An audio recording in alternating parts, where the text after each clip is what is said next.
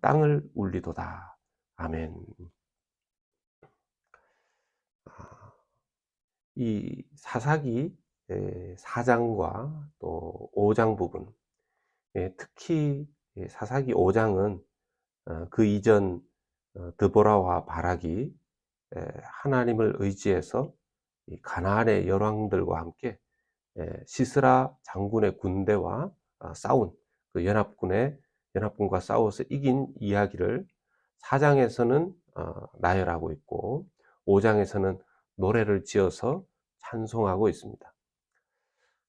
하나님께서 자신의 백성들이 하나님 앞에 이룬 그 것들을, 하나님께서 하나님 백성들에게 베푸신 그 은혜를 노래를 지어서 찬송할 수 있다라는 것은 참 성경상에서도 보면 뭐 미리암의 노래라든지 모세의 노래라든지 또 여기 나오는 것처럼 드보라의 노래라든지 그런 노래들로 지어진 부분들이 성경상에도 이렇게 있는데요. 노래를 보면 성경상에 나와 있는 노래와 찬송도 그렇지만 우리가 뭐 지금도 이렇게 부르는 찬송가나 찬양이나 이런 것들을 보면 하나님께서 자기 백성들에게 행하신 그 일들의 요약이 잘 들어 있습니다. 정말 그 이루신 일들이 뭐 물론 인생 가운데 참 많은 일들이 있겠지만 어떤 한 개인에게 일어난 하나님의 역사가 참 많겠지만 그것을 노래로 만들어서 찬송으로 불러보면 그것이 잘 요약되어 있고 녹아져 있는 것을 알 수가 있습니다. 이 드보라와 바락의 노래 이 가운데에도 하나님께서 드보라와 바락을 통해서 가나안 열왕과의 이 전쟁에서 승리하게 하신 하나님의 역사가 잘 녹아 있는 것을 볼 수가 있습니다. 아주 또 구체적으로까지 나와 있습니다. 14절과 15절을 보면 이 전쟁에 동참했던 이스라엘의 12지파 중에서 동참한 지파가 있고 동참하지 않은 지파가 있는데요. 동참한 지파들의 이야기가 나옵니다. 14절에 보면 이 에브라임에서 나온 아말렉의 뿌리 박힌 자들, 에브라임에서 온 이 지파들은 이 지역 사람들은 아말렉의 피가 좀 섞여 있었던 것 같습니다. 그런데 이 싸움에 동참한 것이죠. 아말렉과 이 뿌리가 이 아말렉에 있다. 이 아말렉과 피가 섞인 사람들임에도 불구하고 이 싸움에 동참한 것이죠. 베냐민은 백성들 중에서 너를 따르는 자들이요. 베냐민 지파가 따로 나오지 않고 백성들 중에서 이 전쟁에 참여했다는 겁니다. 베냐민이 독자적인 군대를 꾸리지 못했다라는 것은 숫자가 많지 않다는 것이죠. 마길에서는 명령하는 자들이 내려왔다 그랬습니다. 마길은 므낫세 지파거든요. 근데 이 므낫세 지파에서 명령하는 자들, 즉 지도자 몇 명이, 마길은 므낫세 지파의 또 지도자 이름이기도 합니다. 그래서 지도자 몇 명이 좀 소수로 내려온 것 같습니다. 스불론은 대장군의 지팡이를 잡은 자들이다 그랬는데요.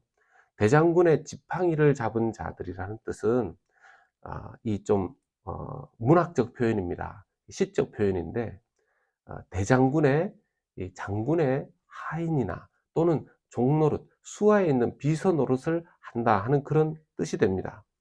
그러니까 이 스불론이 비서 노릇 또는 부관 역할을 했었다라는 것입니다. 스불론 지파가 아무 불평 없이 이 일을 해낸 것이죠. 드보라가 이런 스불론을 대장군이다, 또 이사가를 방백이다 이렇게 부르는데요.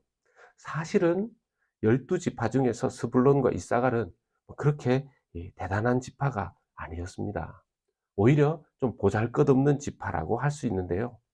이번 싸움에 동참하였고 하나님께서 이 12지파를 세상적인 눈으로 보면 보잘것없는 지파라고 할 수 있는 이 두 지파를, 또 다른 지파들을 이렇게 크게 칭찬해 주시는 거죠. 이사갈은 특별히 이스라엘 지파 중에서도 가장 우직한 지파라고 평가가 됩니다. 이 이사갈 지파인데요. 한 번 믿으면 바꿀 줄을 모르는 지파 사람들이었다고 그래요. 이 이사갈 지파가 드보라 편에 선 것입니다. 바락도 이사갈처럼 우직하게 무조건적으로 드보라를 믿어주었다라는 것이죠. 그런데 16절에서 18절의 말씀을 보면, 노래를 보면 이 전쟁에 참여하지 않은 지파들이 나옵니다. 르우벤 지파가 나옵니다. 르우벤 지파가 처음에는 참여하려고 결심을 했었던 것 같은데요. 중간에 마음을 바꿉니다. 마음이 흔들린 것이죠. 이 르우벤 지파가 네가 양의 우리 가운데 앉아서 목자의 피리 부는 소리를 들으면 어찌 됨이냐 그랬습니다. 이 원래 르우벤 지파가 전쟁에 참여했다면 목자의 피리 부는 소리가 나오는 게 아니라 전쟁의 나팔 소리가 나와야 되는 거죠. 자기들의 양들을 치는 목자로서 그 역할을 하기로 했었다라는 겁니다. 그냥 양 지키는 그 일에 남아 있었던 것이죠. 전쟁보다 양돌 보는 일이 더 중요하다고 판단한 것입니다. 그래서 처음에는 소리를 냈다가 그 이후로는 아무것도 나오지도 않고 하지도 않았습니다. 길르앗은요, 17절에 길르앗은 요단강 저쪽에 거주하며 멀어서 못 오겠다고 한 거죠. 단 지파도 나옵니다. 배에 머무름이 어찌 됨이냐. 단 지파가 주로 했었던 일들이 배로 하는 무역상이었었습니다. 이 배에 그 무역들 그거 하느라고 오지 못했었다라는 것이죠. 아셀 지파는 어떻습니까? 해변에 앉으며 자기 항만에 거주하도다. 예, 아셀 지파는 이 해변에 앉아서 자신들의 편안한 삶을 망치고 싶지 않아서 오지 않았던 겁니다. 여러 가지 자기 나름의 이유를 들어서 이 영적인 전쟁에 참가하지 않은 것입니다. 결국 이 전쟁의 승리는요, 18절에 나오는 것처럼 죽음을 무릅쓰고 목숨을 아끼지 아니하고 나왔던 스불론과 납달리 같은 그런 지파에 의해서 전쟁의 승리의 공로를 하나님께서 드보라의 노래로 칭찬하시고 치하하시는 것입니다. 우직하게 끝까지 드보라를 믿었던 바락과 이사갈 지파에 돌아가는 것이었습니다. 그런데 여기에 나오는 전쟁을 피했던 이 지파들, 르우벤 지파, 단 지파, 아셀 지파, 과연 전쟁을 피할 수 있었을까요? 그렇지 않습니다. 르우벤 지파는요, 요단 동편에 거주하면서 멀어서 못 온다고 했는데 그 이후에 요단 동편 안에서 계속해서 이방의 또는 가나안의 적들과 전쟁했습니다. 전쟁이 끊이지 않았습니다. 단지파는요, 단지파 역시 블레셋과 계속해서 싸우게 됐고요. 므낫세는 미디안 사람들의 침공을 계속해서 받습니다. 하나님의 백성은 가만히 앉아서 편안하게 살려고 하면 오히려 이런 전쟁을 계속해서 당하게 됩니다. 오히려 가만히 앉아서 이방의 학대를 받게 되는 것이죠. 예수 믿는 사람이 세상에서 아무 어려움 없이 지낸다는 것 자체가 성경 전체를 보면 오히려 이상한 것이죠. 밖에서는 계속 전쟁이 벌어지는데 어떻게 아무 일 없이 지낼 수가 있겠습니까? 지금 우리가 살고 있는 이 시대는요, 예수님께서 이미 오셨으나 다시 아직 완성되지 않은 그 나라의 중간을 살고 있어요. 공중의 권세 잡은 자들과 이 땅 하나님의 나라의 이 충돌이 계속해서 이루어지는 곳이 바로 여기입니다. 그래서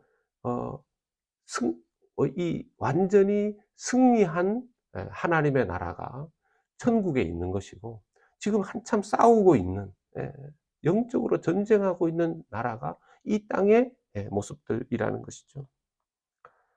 그리스도인들이 세상에서 오히려 안전한 때가 있다면 영적으로 계속해서 싸울 때입니다.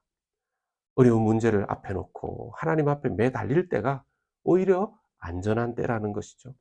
그것 때문에 하나님 앞에 매달리고 간절히 부르짖고 그 어려운 문제 때문에 오히려 깨어서 하나님의 뜻대로 그 싸움을 이겨내기 위해서 하나님의 말씀에 예민하게 귀를 기울이고 민감하게 반응하려고 하고 죄 짓지 않으려고 오히려 애를 쓰고 죄를 회개하려고 마음을 먹고 하게 되는 것이 어려운 문제를 피하지 않고 하나님 앞에서 승리하고 순종하려고 할 때 생기는 반응이 아니겠습니까? 전쟁에 동참한 지파들은요, 무슨 한 지파가 다 책임지려고 하지 않았습니다. 여러 지파들 중에서 자기 분량에 맞게 아말렉의 피가 섞여 있었지만 동참했습니다. 지도자들밖에 올 수 없었지만 동참했습니다. 스불론, 납달리, 그렇게 큰 지파가 아니었지만 동참했습니다. 자기 믿음의 수준에서 믿음의 분량대로 책임을 지면 되는 것이었습니다. 세상에서 오히려 편안하게 잠들려고 하니까 그럴 때는 오히려 하나님께서 결국 가만히 놔두시지 않고 고난 같은 그런 도구들을 통해서 흔들어 깨우시는 것입니다. 이 전쟁의 장면을 보면요, 처음부터 이스라엘 백성들 드보라와 바락이 기세 좋게 처음부터 그들의 힘으로 이겼던 것 아니라고 노래하고 있습니다. 긴장이 있죠. 어떻게 될지 모르는 그런 긴장이 있는 상태에서 전쟁이 이루어졌습니다. 하나님께서 처음부터 개입했다고 노래하지 않습니다. 정말 극적인 순간에 하나님께서 역사하셨다고 성경은 이 노래가 찬송하고 있는 것이죠. 그런 측면에서 우리도요, 하나님, 내가 열심히 기도하는데 왜 빨리 응답해 주시지 않습니까? 주님, 이 영적인 이 전쟁 가운데, 싸움 가운데 하나님, 이제는 역전을 하실 때가 되지 않았습니까? 하는데도 하나님께서 개입하시는 것이 더디 오고 늦어지는 것 같이 보일 때가 있습니다. 그렇게 느껴지죠. 그럴 때 많이 하게 되는 것이 뭡니까? 이 무리바의 실수. 여러분, 무리바 사건이 무엇입니까? 이 광야를 헤매면서 물이 없으면 원망하는, 하나님 원망하는 무리바 사건.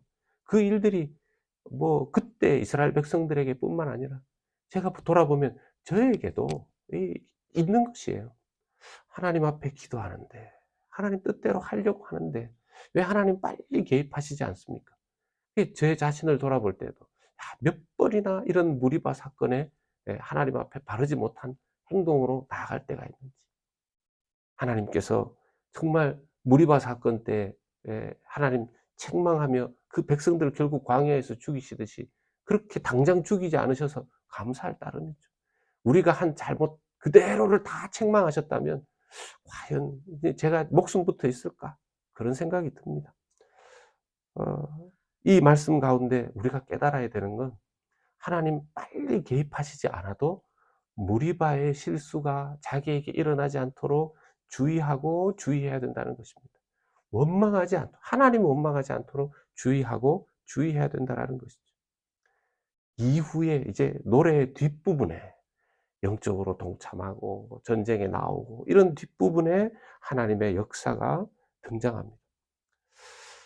19절에 보면 이제 가나안 열왕들이 전쟁에 뛰어들었다고 했는데, 가나안 왕 야빈, 하솔과 시스라 군대만 왔는 게 아니라 10명의 왕이 이 전쟁에 동참했다 그래요.